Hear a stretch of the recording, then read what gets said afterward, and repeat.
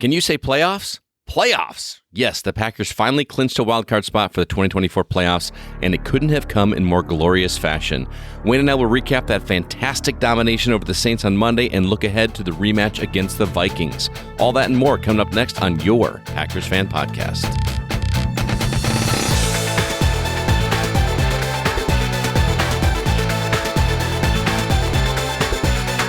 Merry Christmas to you and yours, and go Pack Go. Wayne Henderson, glad to be with you. And I got to tell you, I'm absolutely loving this green and gold December to remember. I like it. I'm Scott Clark, and you might know me from the Gaming Outsider podcast.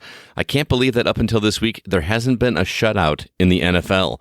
And it makes me smile bigger than Jim Carrey's The Grinch to be able to say that the Packers delivered the first one of the season at the hands of the New Orleans Saints. Spoiler alert, our low-light section of the show is going to be very short this week. On this 314th edition of your Packers Fan Podcast, we will recap the Saints and Packers game, as well as some listener feedback, if any comes in last minute, because as of right now, there's nothing. But, we're recording this very quickly after the game, so we didn't expect it.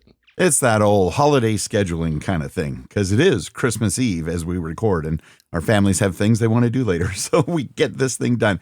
We're also going to preview next Sunday's game against the Vikings in Minnesota, and I smell revenge. And Scott's going to have his keys to a Packers victory, which will ensure revenge. Absolutely. Let's get into the game itself. First off, starting with the leaders in the game. Obviously, on the passing side, Jordan Love was 16 for 28 for 182 yards. He had one touchdown, 0 interceptions. Again, 0 interceptions. His passer rating was only 88.7, though, but that's mostly because we ran the ball a great deal, and that was good to see. And speaking of running the ball, Josh Jacobs had 13 carries for 69 yards and a touchdown. On the receiving side, Jaden Reed was the highest receiver with only 3 catches, but that was for 76 yards. And on defense, rookie Edgerrin Cooper, man, that kid is a stud. 10 tackles, 8 of them all by himself, and one of those tackles was for a loss. I just love how many players are getting action on both sides of the ball. It's just crazy to see. I love it. Starting with the opening drives. First off, on offense, Packers got the ball first, and what a domination of an opening drive. Jacobs was the name of the game as far as moving yardage, although Reed and Kraft also had some key plays. There was a 2-yard pass to Wicks that gave the Packers first blood, and they led 7-0 at this point. Starting just like we did last week. And then on our opening defensive drive, we did allow 2 first downs in a row, and the Saints attempted to go for it on 4th down on the Packers 40, but the Saints did have a false start, so it backed them up further. They had to punt instead. Packers take over on their own 3, thanks to a holding penalty that pushed us all the way back. I did not like seeing us start on our own 3, but what you going to do? But hey, it worked out well because that drive, we had 2 4th down conversions in that drive to keep things going, and Jacobs gets another rushing touchdown to extend the lead. Packers were rolling like the wind. Packers were leading 14-0 at this point. And then our next drive was also for 6, not counting the extra point. So just a beautiful drive all the way around. We had multiple end-around plays that completely fooled the Saints defense, capped off by a run into the end zone by Brooks this time, and gave us up to 21-0 over the Saints. I was feeling really good at this point, man. Like, it was just nothing was going wrong. It was really, really awesome to see. They also had a fumble recovery towards the end of the first half. New Orleans was actually starting to put together a decent drive, but then Nixon hit Rattler for a 10-yard loss, and he knocked the ball loose. Rashawn Gary recovered on the Green Bay 34, and they took over. It was awesome, because at this point I was starting to smell shutout. And they started putting together this drive, and I was getting a little nervous. No, it's not going to happen. But lo and behold, fumble recovery. Absolutely love it. I was starting to think shutout as well, but then I also thought we always allow a garbage time touchdown or field goal or something. But fingers were still crossed. In the second half, the Saints started with the ball. They had a short kickoff return by former Packer Jamal Williams. Always fun to see that guy out on the field when he's not playing Pokemon. Although the Saints got a couple of first downs, we did hold them to a punt on 4th and 2. Of course, the Saints tried the old trick that we're all doing these days, trying to get us to jump off sides, which we did not. So they ended up punting. It was 4th and 7. It was still 21-zip, but good way to start the second half as well. Mm-hmm. Packers got the ball up for their first offensive drive of the second half. Josh Jacobs got a bit of an arm injury on his first down run. We'll have to keep an eye on that for sure. But Chris Brooks and Wilson carrying most of the load on this drive while we try to figure out what's going on with Josh Jacobs. And then Brandon McManus with a 55-yard field goal to make it 24-0. And I'm telling you, that field goal would have been good for like 65, I think. It was what a solid kicker he has turned out to be for the Green Bay Packers. Oh, I cannot agree more. And the fact that he was able to kick that 55-yarder in the cold, out at night, in the elements at Lambeau Field. Usually these are indoor field goals that goes for something like that. So very thankful indeed. The Saints were marching a little bit later on until Zane Anderson. That's right, Zane Anderson. Who? Zane Anderson. He picked it off. This was Zane's first ever start as a Packer, and he comes away with a pick. What a way to start things off for your Packers career. Yeah, didn't they just pick him up like within the last few weeks or right before the trade deadline or whatever? It's just I'm not 100% sure because I had to double check. What? Yeah, I was like, who is this guy? We're so thankful he's on the Packers. Wilson gets the Packers' fourth touchdown of the game. It was a goal line run-in on third down. This was the fourth different player to score a touchdown this game, and it was handed off by Malik Willis, who filled in after the coaching staff decided to sit Love because, why take the risk? So just to recap, we've got touchdowns by Wicks, Jacobs, Brooks, and now Wilson, and Packers were leading 34-0. Can I get a Go Pack go? Go Pack, go indeed, Scott. Amazing to see the ball spreading around because defenses can't cover everybody. And so with the game ending in a shutout, I was surprised to hear that this was the first shutout in the NFL this entire year and the season's almost over. So even crazy. Even the Bears have not been shut out. That's something to say. So you couldn't help yourself, could you, Wayne? I cannot. I told you guys the lowlights was going to be very quick this week because there was nothing. There was absolutely nothing negative to talk about except for this potential Christian Watson injury. He made a clutch play near the goal line, slid out of bounds, and a defender inadvertently slid into his left knee after the play was over. He got up on his own, but wound up in the locker room right away. And then at the beginning of the fourth quarter, they said it looks like he re-aggravated his knee injury. So we're going to keep close eyes on that. He's been a clutch player this season. He really makes those plays that matter. I feel like every play that he does, it's never like a short, quick one. It's always these long ones that get us out of a bad situation. So hopefully he's doing all right. And his first couple of seasons, wasn't he always hampered by hamstring injuries? And they think they figured it out, and apparently so. But now that poor knee, so I feel terrible for Christian Watson. So that was really the only negative I could think of from the game, So let's dig into the weekly poll question. We have it in our Facebook group at PackersCommunity.com right after the game, as well as on X at Packers Fan Pod. And this week, Scott, you had a great question. Take it away. So this week I wanted to talk about what Green Bay should do when they go into Minnesota next week, since the game doesn't matter as much. Since they beat the Saints, there are some seeding things that could happen if they win out, but they're secured in the playoffs. So my question is, should they still go in with revenge in mind against Minnesota, or should they take it easy on their starters? Wayne, what do you think? Revenge, baby, revenge. Purple revenge. I am not surprised by that response whatsoever. Go Pack, I am more on the go easy on the starters. I think that I'm not saying they should lie down by any stretch of the imagination, but Minnesota is going to be the tough one. They're clearly going to beat Chicago.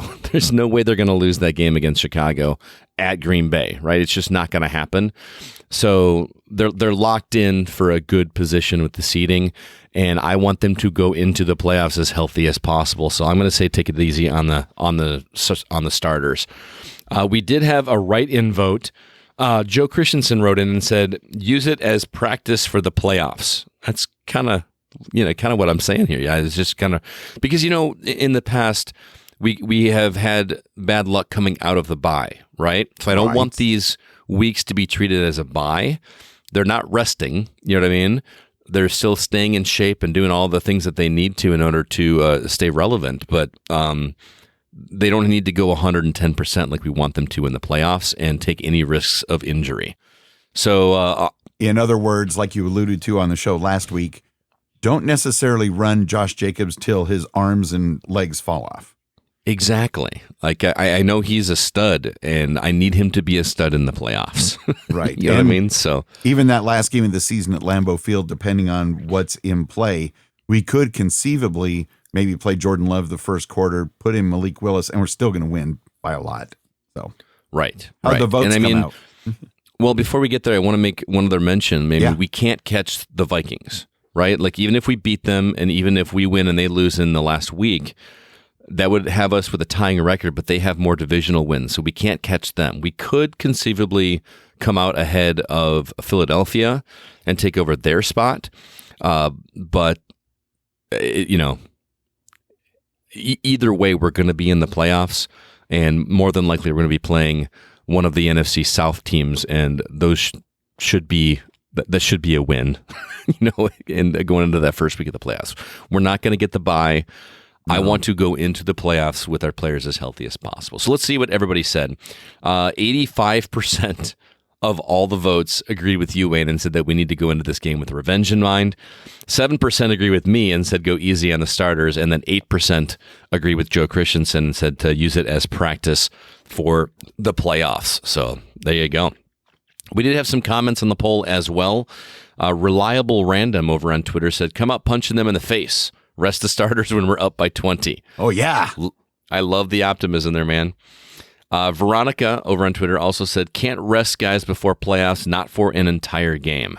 Again, I'm not suggesting resting them. I'm saying play them, but don't expect them to go out 110%. Oh, okay. And Matt, also on Twitter X, says it matters to not end up the number 7 seed and having to play either the Eagles, the Lions, or the Vikings in round 1. Solid I agree. But the only way that's going to happen is if we lose to both Minnesota and Chicago. And I'm sorry, I don't see us losing to Chicago. I really don't. And as much as they would love to come into Lambeau and walk all over us, it's just not going to happen. Not this year. But what about all that off-season talk about them owning the North from now on? That's every season, man. They say it every season. This is going to be our year. They're going to start again in about 6 weeks, so be ready, people. Be ready. David on X says, I thought we could get the 5th, beat the Vikings and the Bears, and then the Vikes drop against the Lions. Couldn't we get the 5th? Surely we have to give it our best out on the field. And yeah, I think we could move up as high as the 5th seed, but no higher. So we're definitely going to be playing road games in the playoffs. Now, of course, if the right combination of things happen in the playoffs, and we're the 5th or 6th seed, we could end up with the championship game at Lambeau Field, but I guess one game at a time, right, Scott? Let's do it. We're in the playoffs. Let's not get too overeager at this point. Go, Pack, go, please. So, ladies and gentlemen, don't forget to join the Packers Fan Podcast Facebook community. Be part of the conversations at packerscommunity.com. Check out all the fun, especially for our live game chat section that's going to be happening between the Packers and Vikings during that game, and I will see you there. Packers fans, let your voice be heard and be part of the show. Record your 2 to 3 minute feedback on your phone or computer, and then email the recording to feedback@packersfanpodcast.com or by calling the PFP voicemail at +1 920 3PACK-GO. Be sure to get your call and share your thoughts on the Vikings game right after it ends, and the excitement is still fresh. The holiday schedule is again this week with New Year's Eve coming up, so the deadline for your calls will be Monday at 4 p.m. Central Time. Now, this week, we are recording on Christmas Eve morning, following the game the night before. So as of right now, we do not have any voicemails from you guys because we were recording so quickly. You haven't had time to do it. And I imagine Dan Dyler's voice has got to be shot because he was at the game. Megan's voice is probably absolutely shot. So we totally understand it. But that's, next week, be sure to get those calls in because we do want to hear from you for sure. We did, however, get some emails. Our first one comes from James in Montana, and he says, "Go Pack Go, a 100% complete game of complimentary football. The only shutout of the season from any team. You love to see it. And the Packers are playoff bound. It doesn't matter what seed we are. Anything can happen in the playoffs. I don't fear any team. Teams should be fearing us. It sounds like all the injuries we had were minor ones, and they probably would have played if the game was close. Excellent. Short email tonight. Hope I made the deadline. Happy holidays, everyone. Time to bring down the Vikings. Keep this train rolling. He also adds a note here. It says no more losses till next season, which I think was a recap of last time. Beat the Seahawks, beat the Saints, just got the Vikings and the Bears. He says, let's freaking go, Pack, go. James from Montana. Oh, yeah. I like that. We don't fear any other team. That's true. This is the most wonderful time of the year. I also got an email here. Hey, Wayne and Scott, this is CCR. What a fantastic game against the Saints.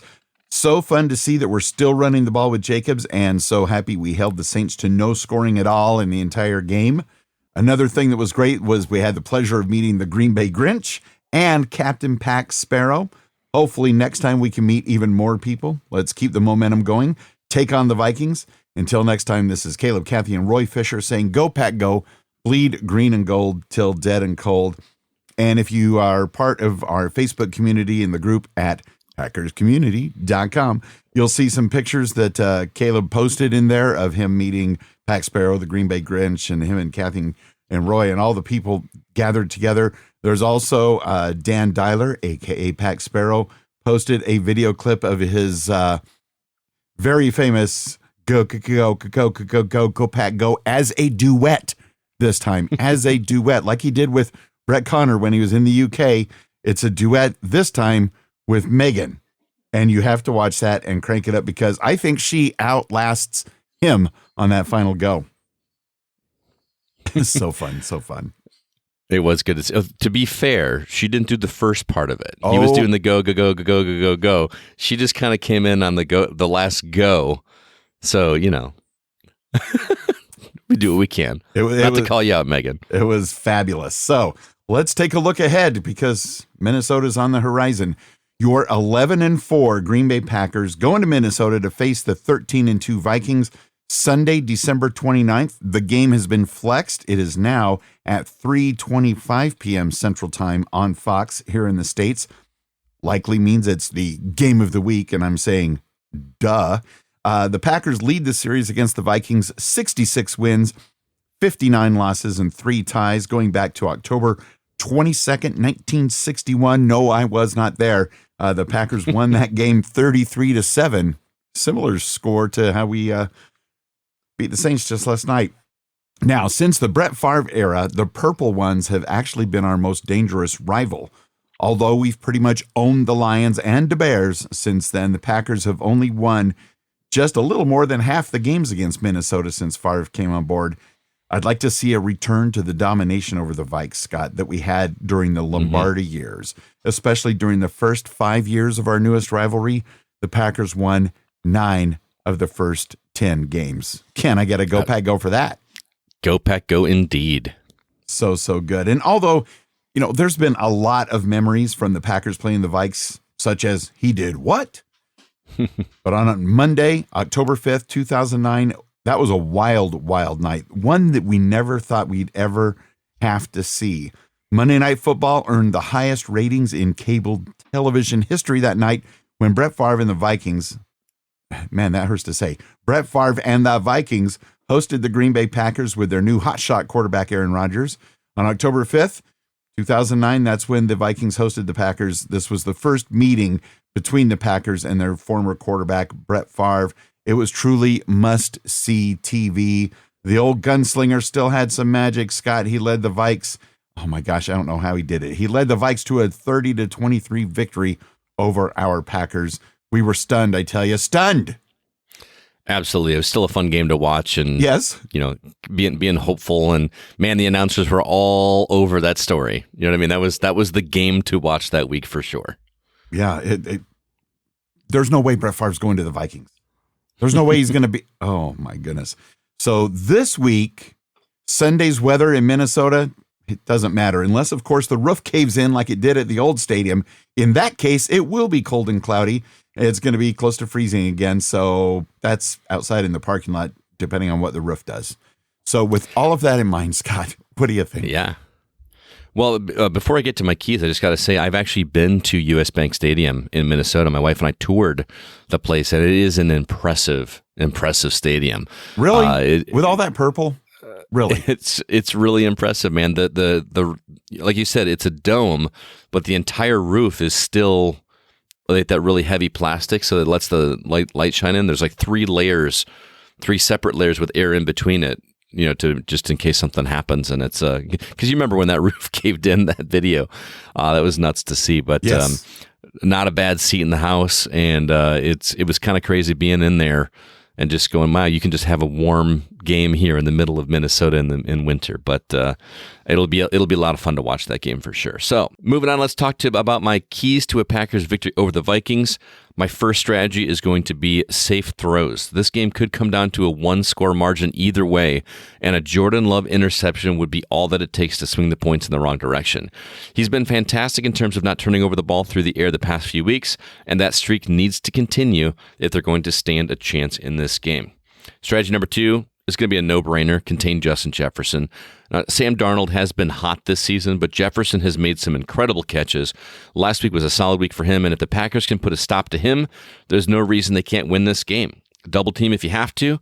I know it's a pat thing to say to just, quote, stop the passing game, but the Packers have a solid secondary and can make a good adjustments on the fly. Strategy number 3, I kind of talked about this already, but focus on staying healthy. Look, nothing would make me happier than going into US Bank Stadium and getting revenge for the loss at home earlier this season. It would be incredible, but at this stage of the season, it's not worth risking injury to key players this week. The Packers are in a position to go into the playoffs healthier than they've been in a long time, and that should be the primary focus. By no means lay down, but I'd rather go into the playoffs healthy than have a slight chance of overtaking the Eagles in seeding and possibly be missing a Jacobs or an Alexander. It's not worth the effort, especially since the Bears game will be an easy win.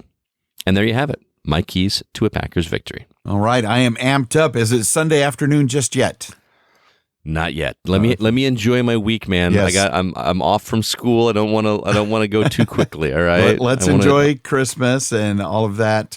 And the Christmas games on Netflix, if their systems are up to the viewership, we'll see how that goes. But that's a great point with, Xavier McKinney. He's been kind of quiet, but I think they're just not throwing it his way. But last night, he came awfully close. He was just out of bounds when he caught that ball. But I think he's going to make something happen.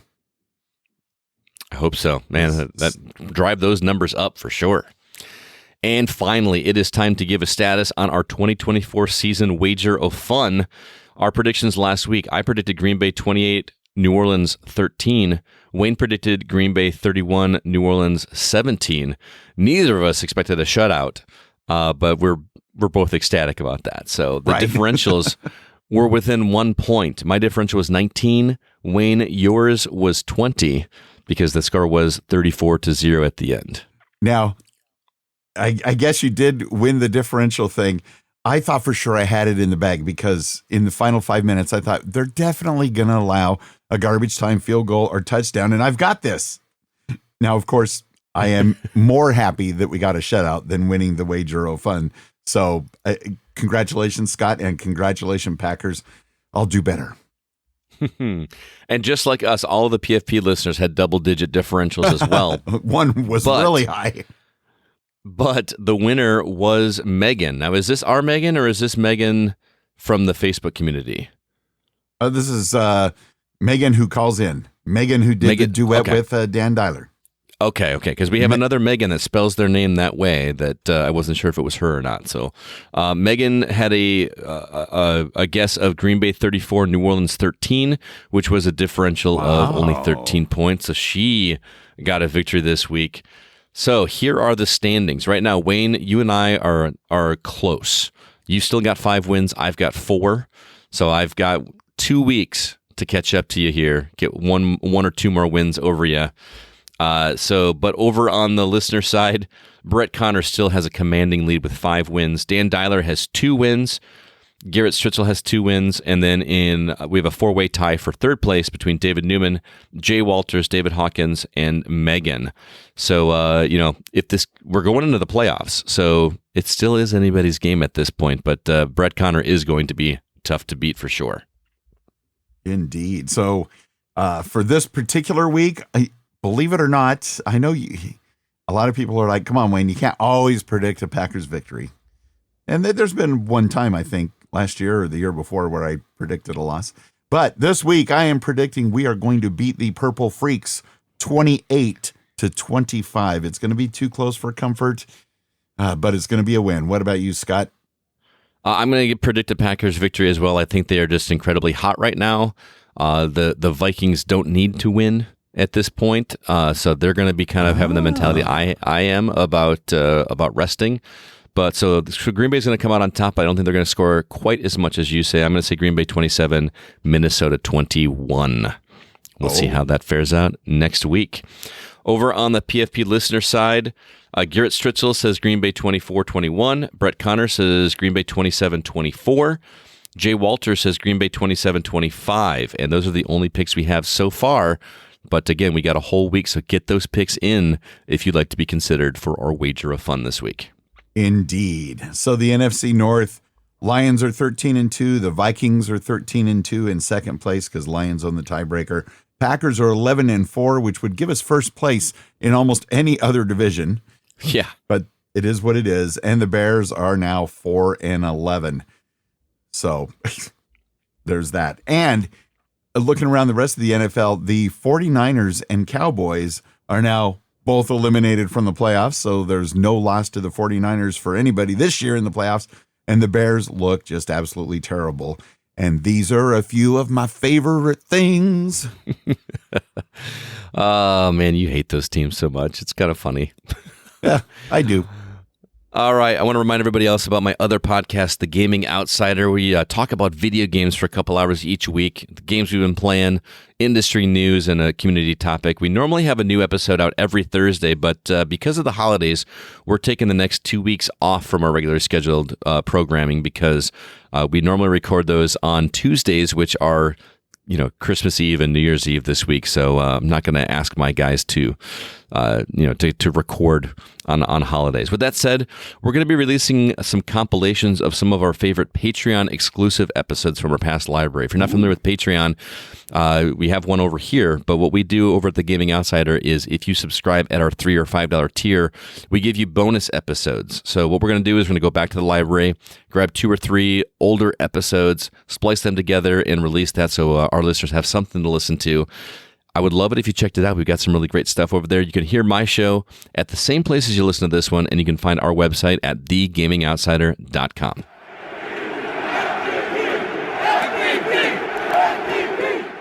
We are so thankful for your continued patron support of the old PFP. Speaking of Patreon, Go Pack Go, and thank you to Jay Walters for your Bart Star patronage. And thank you and Go Pack Goes for your coming in hot with his Jordan Love level patronage, Mr. Dan Dyler, also known as Captain Pack Sparrow. Thank you, ho, ho, ho, and Go Pack Go to these Brett Favre level patrons, Scott Bors, Miguel Ramirez from the Opposites Attract podcast, and listener Megan, still probably thawing out from the game last night as of this early morning recording. And festive thanks, ho, ho, ho's, and Go Pack Goes to our Lambo level patrons, Joe Christensen, Brett Connor, and Hank Davis from the TPE Network. If you're interested in joining in, all the details are at PackersFanPodcast.com/giveback. As always, the Unofficial Packers Fan Podcast is not affiliated with the NFL or the Green Bay Packers themselves. Do us a favor, though, if you can, tell a friend about the show. If you're hearing this, you probably like us, and you should share it with someone else so that they can share in the joy as well. We would greatly, greatly appreciate it, as you are our best source of marketing.